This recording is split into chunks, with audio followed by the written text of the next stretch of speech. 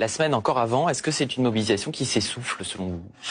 Écoutez, d'abord, vous savez, les chiffres, on les prend toutes et tous avec beaucoup de pincettes. Ce qui est important, c'est de comprendre ce qui est en train de se passer dans ce pays.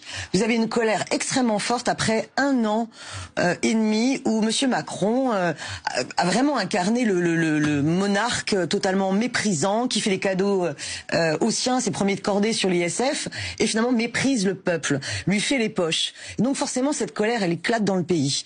Et ce qui est intéressant de voir, c'est que plus les jours avancent, plus le soutien de l'opinion publique dans le pays est important en faveur de ce qui exprime ces gilets jaunes. Et en même temps, les revendications des gilets jaunes sont à la fois des revendications pour une justice sociale, donc ils veulent à la fois une vraie révolution fiscale, et en même temps ils demandent aussi des améliorations au niveau des droits sociaux. Ils ont des revendications extrêmement importantes. Et plus ça va, plus on les entend aussi sur les questions écologiques. Ils disent quoi? Ils disent, écoutez, nous, l'enjeu écologique, on en a conscience, mais on sait bien que les taxes sur les carburants, il n'y en a même pas 20% qui vont à la transition énergétique. Qu'est-ce que vous attendez pour taxer Total? Qu'est-ce que vous attendez pour développer les transports en commun, qu'on ait le choix, l'alternative de pouvoir abandonner la voiture? Et c'est toute cette France aussi rurale et périurbaine qui généralement subit toute la dégradation des services publics de proximité, la fermeture des gares, des bureaux de poste, et qui ont des petits salaires, et ils disent ça suffit, on n'en peut plus. Et c'est cet éclatement du pays qu'il va bien falloir entendre. Or, le pouvoir en place n'a absolument pas l'intention de l'entendre. Mais est-ce que c'est pas cette multiplication de revendications, justement, qui complique le dialogue avec le gouvernement, justement? Il y a une revendication que j'ai pas encore dite et qui est extrêmement importante. Ils disent, voilà, on veut pouvoir avoir accès à un référendum. Alors, évidemment, ils posent la question du référendum pour la démission de Macron. Moi, je pense au référendum révocatoire qu'on a toujours souhaité inscrire dans une nouvelle constitution. Et ils demandent une assemblée citoyenne. Et moi, j'ai vu énormément de pancartes qui exprimaient finalement le ras-le-bol de cette crise démocratique profonde où on a l'impression, enfin c'est pas qu'une impression, où ils analysent et ils s'estiment, finalement on est dirigé par une oligarchie qui est complètement coupée du peuple. C'est vraiment cette profondeur dégagiste qui est en train de s'exprimer depuis plusieurs semaines. Anne Genetet, vous êtes députée La République en marche des scènes de vraie violence quand même au sein de la capitale. C'est mauvais pour le gouvernement. Est-ce que c'est pas quelque part l'autorité de l'État qui est bafouée ce soir avec toutes ces violences? Mais les scènes qu'on a vues ce soir sont mauvaises pour la France tout court. Moi ce soir, j'ai mal à ma France. J'ai très mal. J'ai mal pour tout ce que j'ai vu, j'ai mal aussi pour toutes ces personnes parce que je tiens à faire la distinction très claire entre des gens qui clairement voulaient en découdre et ont été là pour détruire et des gens dont je suis persuadée qu'ils sont absolument sincères parce qu'ils sont dans des situations difficiles. Et ça date pas d'hier. Moi, il y a 15 ans, je suis médecin au départ, il y a 15 ans, je faisais des bilans du RMI, l'ancêtre du RSA. Je la voyais déjà. La misère, je la voyais déjà, je les voyais déjà les difficultés, elles existaient déjà. Et si je me suis engagée dans ce mouvement de dégagisme que vous évoquiez, il y a 1 an et demi, c'est bien du dégagisme qu'on a vu, on a éliminé beaucoup de gens et nous avons été élus tout à fait démocratiquement. Pour faire la même politique que les gouvernements précédents. Pardonnez-moi, pourquoi est-ce que selon l'aveu même d'Emmanuel Macron, le président de la République a du mal à réconcilier justement ces personnes, cette France-là, avec le pouvoir? Mais vous l'avez souligné tout à l'heure et je vous rejoins tout à fait, il y a une crise de la démocratie. Il y a une difficulté à entendre les gens qui nous dirigent. C'est très difficile, mais j'irais même à un cran en dessous, dans les entreprises. Quelle relation avons-nous à nos patrons, à nos responsables? Quelle ambiance mettent-ils dans les entreprises? Moi, je suis à l'étranger depuis des années et je le vois bien, je le vois monter chaque fois que je reviens. Cette ambiance qui est tout à fait souvent détestable. Et le nombre d'entreprises dans lesquelles il y a une vraie culture d'entreprise, il y a une vraie inclusion, où les employés ont vraiment envie de se donner. Mais il n'y en a pas tant que ça. Tout vient de là aussi. Donc il y a une espèce d'ambiance qui se construit petit à petit et qui fait qu'on a du mal maintenant à respecter l'autorité et à croire en ce qu'on nous propose. On ne donne plus de vision. Emmanuel Macron, le président de la République, a donné une vision. Je crois qu'aujourd'hui, il faut être clair. Nous sommes tous dans le même bateau. On est tous dans le même bateau. Dans un bateau qui s'appelle la Terre. Le bateau. On est tous dans le même bateau et on a tous envie d'avoir du travail, d'avoir du respect, d'avoir de la considération. Karima Delli, vous êtes députée européenne Europe Écologie Les Verts. Au départ, les Gilets jaunes, c'est une manifestation qui a pris racine contre la hausse des taxes sur le carburant. Quelle est votre réaction d'élus écologistes aujourd'hui après cette... La fiscalité écolo est juste si elle est d'abord répartie selon les plus pauvres. Il n'y a pas les écolos bobos d'un côté et les écolos qui défendent les pauvres. L'écologie doit répondre à la pauvreté des gens et un des facteurs, justement, on n'est pas là pour faire la morale, à la personne qui n'a pas le choix de prendre son diesel pour aller au travail, etc. On a là, véritablement, une volonté de dire ceux qui peuvent faire autrement doivent faire autrement. Ça, c'est important. Quand vous habitez Paris, je suis désolée, vous n'êtes pas obligé d'avoir un 4x4. Eh ben voilà, parce que vous avez des alternatives. Ça, c'est la première chose. La deuxième chose qui est importante, c'est que moi, quand j'entends justement qu'on prenne l'excuse de l'écologie pour faire plus de fiscalité qui n'est pas répartie de manière juste, tu as raison, parce que c'est 10% des taxes qui vont à la conversion écologique. Mais on ne demande pas 10%. C'est l'ensemble de la totalité de ces taxes qui devraient aller à la transition énergétique. La deuxième chose qui est importante dans ce mouvement des Gilets jaunes, c'est que derrière, en dessous de ces gilets, c'est des femmes et des hommes qui souffrent. Et au fait, il y avait un cri silencieux de cette pauvreté ou de cette France qui est soit invisible, soit les grands perdants de la mondialisation, soit réellement cette France périphérique. C'est ça les Gilets jaunes. Et à un moment, aujourd'hui, ils s'expriment pourquoi. Mais c'est là où M. Macron, parce que dans son élection, il avait dit « Je veux absolument que la confiance s'instaure entre les Français et les représentants politiques. » Aujourd'hui, vous regardez quoi? C'est la défiance. Et la bonne nouvelle, alors comment il quand peut même, faire, Emmanuel Macron? Non, la bonne nouvelle, quand même, c'est que les Français ont compris une chose après le départ de Nicolas Hulot.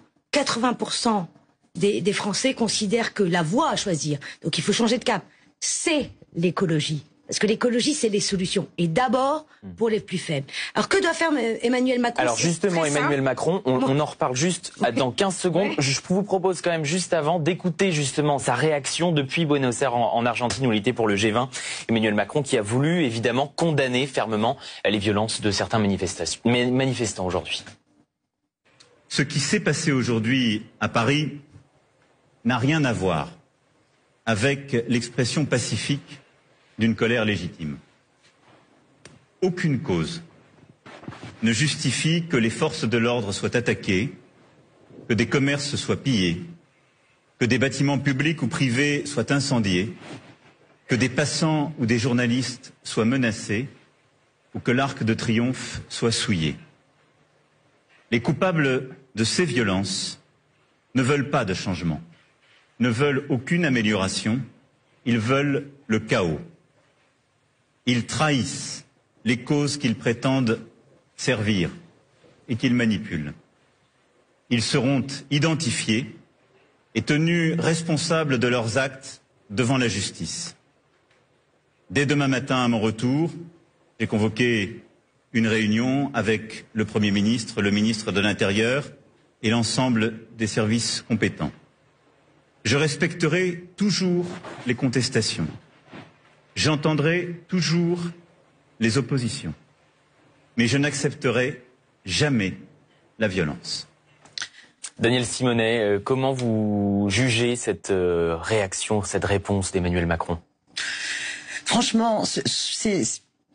Insuffisante? Mais non, mais c'est pas que c'est insuffisant, c'est qu'il est complètement déconnecté de la réalité de ce pays. Je veux dire, la vérité, c'est que ça fait 1 an et demi que sa politique est d'une violence sociale insupportable. Il faut quand même comprendre quelle est la situation que vivent les retraités quand vous allez discuter avec les gilets jaunes, quand on vous a fait les poches avec les hausses de la CSG.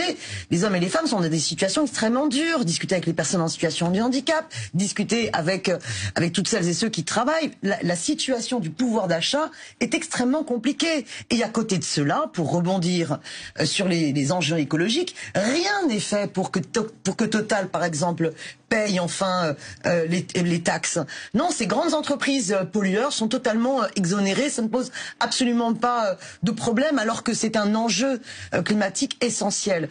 Et franchement, Emmanuel Macron peut essayer d'avoir des paroles les plus dures qu'il soit. On a plutôt l'impression que le chaos, c'est lui qui l'organise, c'est lui qui le provoque par sa politique, par son déni de dialogue. Il ne veut pas. Je peux pas vous laisser dire ça. Il ne veut pas entendre. Est-ce qu'il va remettre en cause quoi que ce soit de sa politique? Il ne va rien remettre en cause, ni sur l'ISF, ni sur la préservation des retraites et l'augmentation des minima sociaux. Pour le moment, qu'on soit clair, il est essentiel de condamner les exactions qui ont été commises et de bien faire la distinction entre ceux qui sont des casseurs et qui veulent effectivement le chaos et ceux qui, comme je l'ai dit tout à l'heure, comme vous l'avez souligné, sont des gens sincères et sont vraiment en difficulté. Et les politiques, c'est pas un claquement de doigts qui fait que du jour au lendemain, on résout les problèmes. J'aimerais bien savoir non, si mais là, vous avez il les aggrave. une idée. Ça fait un an et demi qu'il les aggrave, les problèmes, pas sa politique. Des demandes ont été faites pour qu'il puisse y avoir des conciliations. Moi, je pense que nous étions, par rapport au cap qui s'était fixé, notamment le cap écologique, on était tous sur une autoroute. Ok, l'autoroute, ça convient pas à tout le monde, ça va beaucoup trop vite. Très bien, sortons de l'autoroute. Vous avez mis des gilets jaunes pour certains d'entre vous. Vous êtes visibles et c'est une bonne chose. Maintenant, sortons de l'autoroute. Allons chercher ensemble, dans le dialogue, dans l'apaisement, les moyens de trouver des routes secondaires pour aller toujours dans ce cap écologique, dans cet objectif qui est important, qui est essentiel, mais en étant inclusif. Karima Delli, votre réaction. Une mesure pour le pouvoir d'achat et pas une mesure pour l'enjeu climatique. C'est là où on a un problème de fond. C'est-à-dire qu'aujourd'hui, on a un problème de dialogue.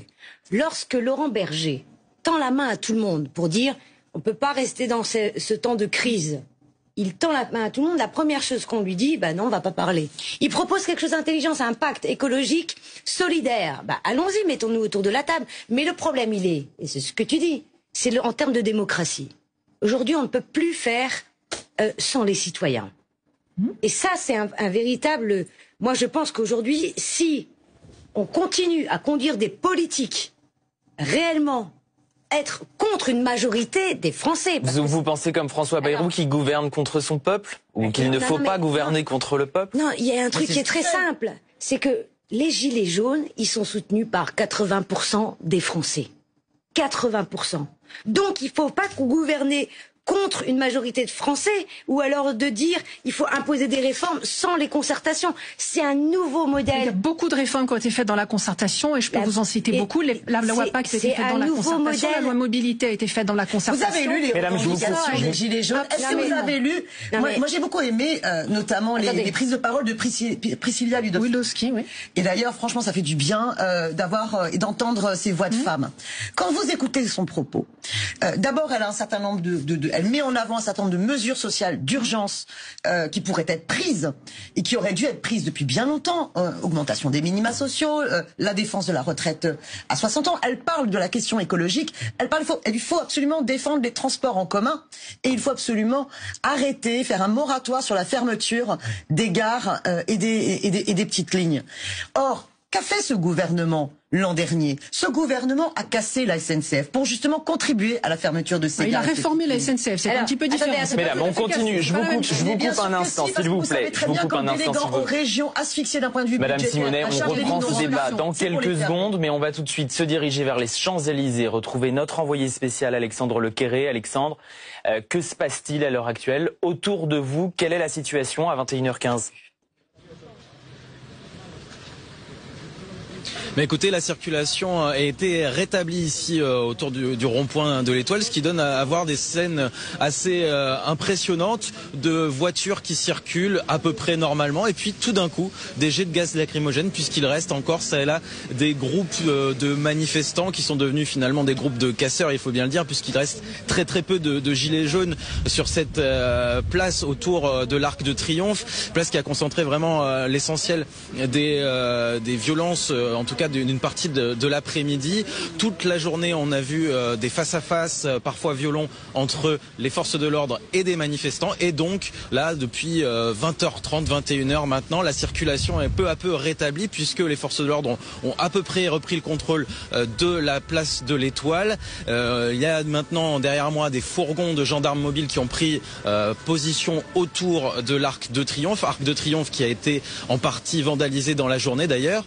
Et donc, la circulation a repris, ce qui fait qu'on ne voit plus beaucoup de gilets jaunes, mais finalement des gyrophares bleus et puis aussi des lumières vertes et rouges de taxi, les phares des voitures. Bref, la vie est en train de reprendre petit à petit ici dans le haut des Champs-Élysées.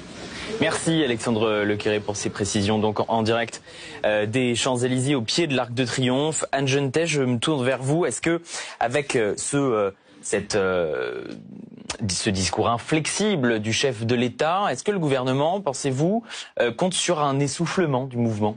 Alors, pour le moment, je peux vous dire que ce que j'observe, dans notre groupe, c'est moi j'ai des collègues qui actuellement sont dans leur circonscription, discutent, mettent en place des groupes de dialogue, des espaces de parole et avec des choses très constructives, car il faut bien comprendre que pour répondre notamment à toute la liste dont vous parlez tout à l'heure des revendications de Mme Ludowski ou d'autres d'ailleurs, il est important de les mettre sur la table et certaines des idées viendront aussi du terrain. Et ça, on en est bien convaincus, soyez bien convaincus qu'on veut absolument pouvoir réfléchir ensemble. Et là, aujourd'hui, ce matin même, je discute avec beaucoup de mes collègues à Nogent-sur-Marne, des idées sont en train d'émerger, des idées sont en train de monter. Et pourquoi on a quand même le sentiment que le gouvernement peine à instaurer ce dialogue avec les Gilets jaunes? Alors, le gouvernement l'a lancé, Édouard Philippe l'a dit, qu'il allait lancer de façon déconcentrée, décentralisée, des différents dialogues en région, menés soit par les préfets, soit par des élus, soit par des députés.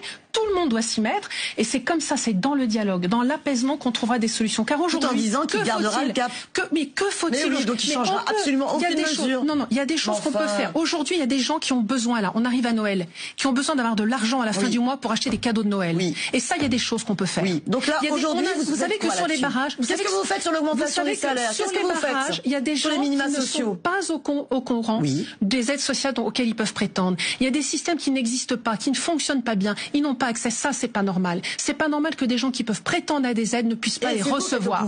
Qu'est-ce que vous faites? Qu'est-ce que vous avez prévu? C'est justement. C'est vous qui êtes en responsabilité. Et vous n'avez rien prévu. Au contraire, leur pouvoir d'achat, vous l'avez diminué.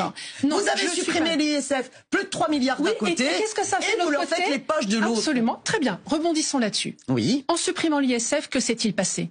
Et c'était l'un des objectifs. Que s'est-il passé? Bien sûr, on a investi des entreprises étrangères sont venues. Moi, j'ai vu des Français qui étaient à l'étranger qui sont revenus. On a une augmentation des investissements étrangers en France. des dividendes versés aux actionnaires. On a des riches encore plus riches. S'il vous plaît, Karima Deli.